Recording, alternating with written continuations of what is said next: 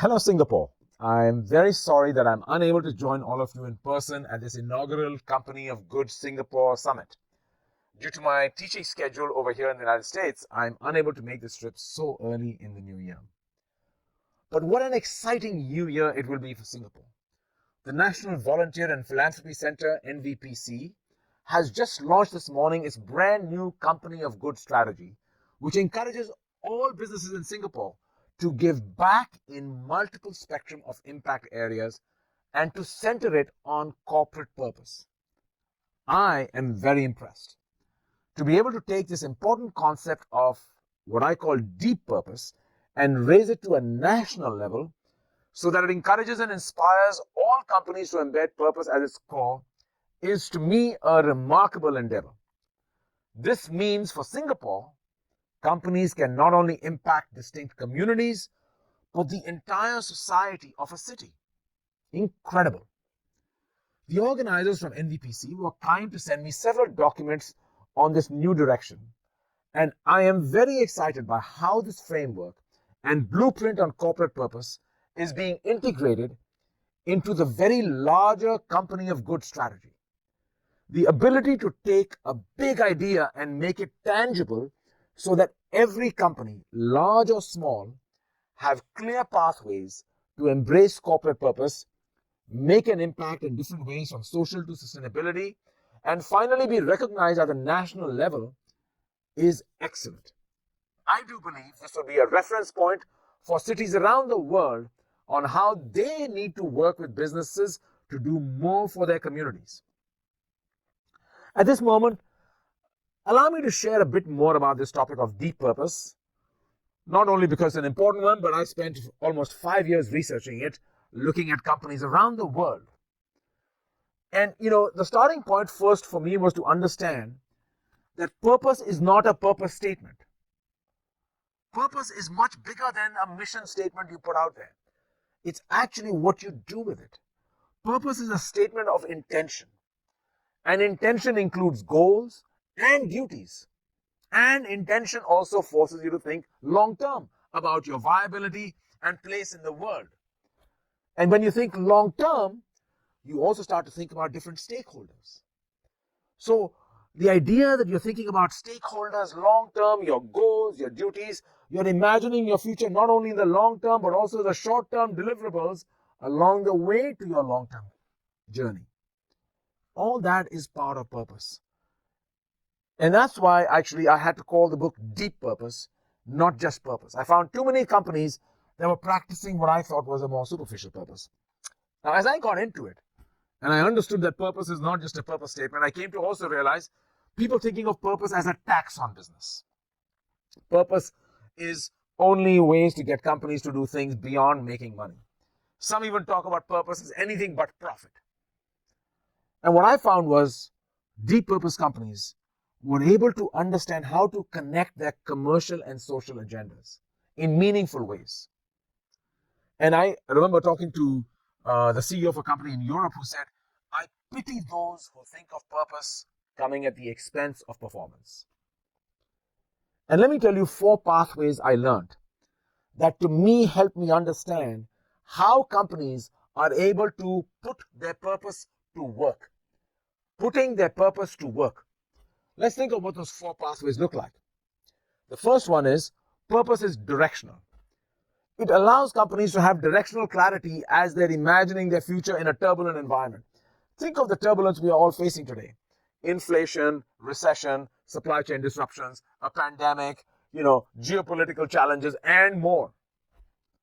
Now, as we are trying to embark and imagine what our place should be in this complicated environment, having some kind of a North Star, or you might even call it a corridor, or a kind of an understanding of principles that helps you can be very helpful. It not only creates directional clarity for a CEO, but it also creates alignment for the people on the leadership team. So people feel connected and understand where we are trying to go. The second benefit of purpose or deep purpose is motivational. There's ample evidence that especially younger generations, but even the rest of us, we are inspired when we are in working or associated with an organization that has a sense of purpose and lives its purpose. I mean, I am really proud to work at an institution where our purpose is we educate leaders who make a difference in the world.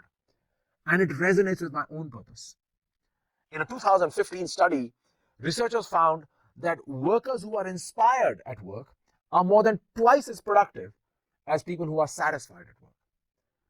Now, so second benefit of purpose is it unlocks human potential, especially when people can relate to that purpose.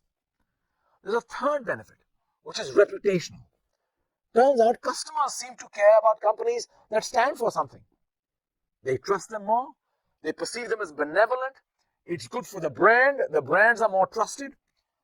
In Unilever's case, they actually have a sense of purpose orientation by brand. And they have found that purpose brands have grown much faster than their, what you might call not so purpose brands. So purpose is reputational. And the last one, the fourth one is least obvious, is what I call purpose is relational. In a world where we are talking about companies being part of ecosystems and platforms and forming partnerships and collaborations, it turns out companies that have purpose are perceived to be a more desirable partner. There's more transparency. There's more predictability, right? There's more trust. And so companies that have purpose have the possibility to attract more and better partners who might be like-minded. And ultimately, when you think about purpose is a sorting system. Your purpose attracts a certain kind of talent, it attracts a certain kind of customer and a certain kind of partner. So purpose is good for business. And I think it's important to understand that. And I think it's interesting to see that investors seem to have caught on to this. You know, whether it is sovereign wealth funds like one of yours, or it is BlackRock or so many others, they understand that purpose creates, getting companies to think about it, forces them to think long-term about their business, and it unlocks growth potential for the business. And I've seen this in a whole range of contexts. I studied, 18 companies, and since then, I've done a number of interviews across the world. I interviewed Sim Shabalala, CEO of the largest bank in Africa. Or I also talked to Ross Brewer, the CEO of Walgreens Boots Alliance. In my study of DBS's journey in looking at, going from the first wave of innovation where they said we need to really drive customer centricity when Piyush Gupta took over as CEO, to then saying we need to be the digital bank of choice, we need to digitize ourselves. So the first wave, two waves were really about getting the basics of banking in place, right? But to now then say, okay, now how do we think about this in the next phase? That we want to be a bank for a better world.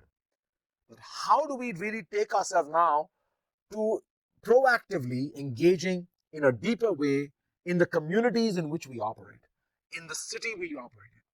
How do we bring that to life? And you can see organizations like that are saying to themselves, like, look, we need to be a absolutely top-notch, world-class, in this case, one of the world's best banks. And we need to do more.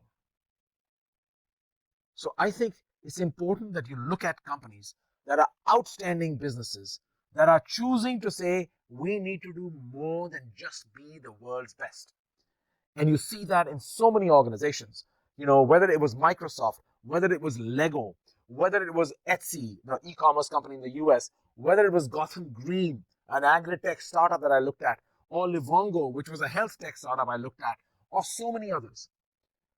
The belief was we need to be an absolutely sound business driving commercial success, but not to lose sight of the fact that we also have these other commitments that are important to us. And we will measure ourselves in the same way we measure our financial success. We will measure our impact factor, impact in a broader sense of the word. And we will hold ourselves accountable in driving that success. What you realize is successful businesses recognize their interdependence with society and the need for them to be an important player, not only in driving customer and shareholder value, which they must, but also looking at value in broader terms, their footprint and impact in broader terms. And the ones that do are able to envision a long-term future while delivering on short-term results. So purpose creates a sense of understanding of your goals and your duties and responsibilities. And if you're thinking about that, working with your communities and society are part of your long-term play. So this idea that, oh, purpose is a tax on business, it's just ESG, CSR projects that you do on the side, I think is rather looking at it overly narrowly. Now, let's get to the hardest part of the journey. One of the CEOs I interviewed was Satya Nadella, the CEO of Microsoft, and he said to me, writing a purpose statement is easy. What comes next is much harder, right? And I think that's where this thing really happens. I think it's fine to talk about having a purpose. It's actually bringing it to life. How do leaders need to operate? How do you communicate a purpose? How do you develop a purpose? How do you communicate a purpose? Right? You can't just send an email out. Purpose really has to be an emotional connect. It has to be coming from a place of deep personal conviction. Why do I believe this? Why is it important to me? Right?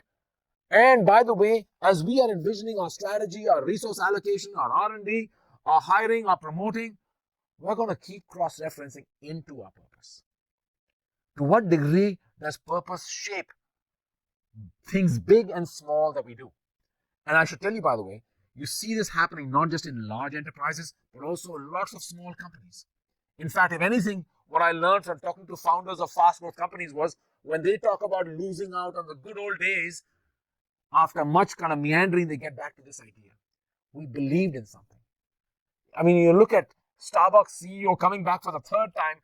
You know, Howard Schultz, every time he comes back to Starbucks, what does he say? Starbucks has lost its soul. And so people talk in soulful terms about this ideal intention. Why are we here?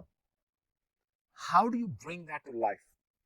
You know, there's some data, one of my colleagues did a study showing that there's an exponential decay in understanding of purpose as you go down the hierarchy of an organization.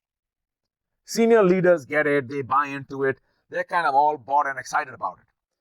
But as you move it further down to the front line, how do you build that connect? Because let's just think about what we're doing is, if you're going to really tap into them, you're trying to get them to unlock what in economics we call discretionary effort. I will do a lot more, and I'm doing that because I feel an emotional connect with my work. This is not an economic contract only. It's more than just a contract. It's more than just a job. How do we build that in the organization? And I have to tell you, you can't fake it anymore. There's so much more transparency in the world. Employees rebel, customers know. There's too much transparency that you can put it out there, and then it becomes what people call purpose washing, also known as virtuous side hustles. So the worst thing you can do for yourself is put it out there and then not live it. But to live it, leaders have to have conviction. How do we even measure ourselves on it? You know, I've looked at a number of companies. One of them was EY, where they said, look, we're accountants, we have to measure it.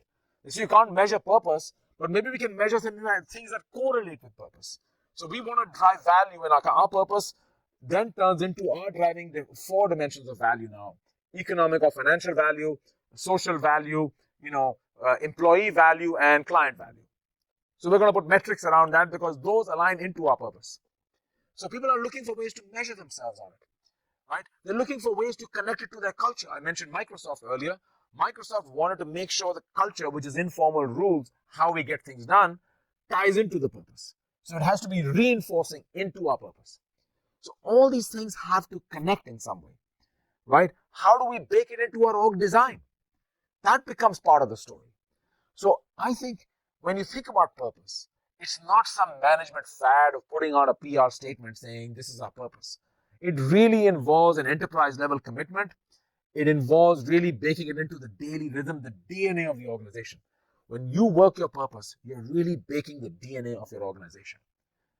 Now, I hope these core elements of my book, Deep Purpose, will help all of you in your conversations today. It is wonderful for me to be able to contribute in any small way to your thinking, reflection, and hopefully execution of corporate purpose. All of us are at the threshold of an era where we need to make choices around what sort of business we want to lead and companies we want to work for. To adopt a waiting and see attitude cannot be acceptable because the world we live in is at risk, and the societies we are a part of need our help urgently. I feel every country needs many companies of good to be part of its total fabric of solutions. We need to understand that business and society need to work in concert with each other. That businesses are a force for good, and they can be profitable and work for society as well. Be a company of good now. Thanks, Singapore.